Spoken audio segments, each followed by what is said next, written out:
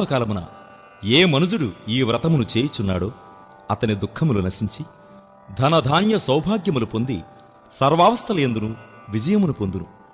4 వర్ణముల వారు పురుషులు స్త్రీలు కూడా ఈ వ్రతమును చేసి ఇహలోకమున సర్వసుఖాలు పొంది అంత్యకాలంలో కూడా మోక్షాన్ని పొందగలరు అని శ్రీమహావిష్ణువు చెప్పిన వైనాన్ని సూతమహర్షి చెప్పసాగెను.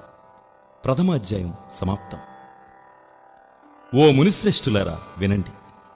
కాశీనగరంలో ఒక బ్రాహ్మణుడు అన్నవస్త్రాలు లేక ప్రతి ఇల్లు భిక్షాటనకు తిరుగుతూ ఉండగా శ్రీమహావిష్ణువుకు దయకలిగి ఒక ముసలి బ్రాహ్మణుడి రూపంలో ఆ బేద బ్రాహ్మణుణ్ణి కలిసి సత్యనారాయణ వ్రతమహత్యాన్ని చేసే విధానాన్ని చెప్పి అంతర్ధానమయ్యాడు.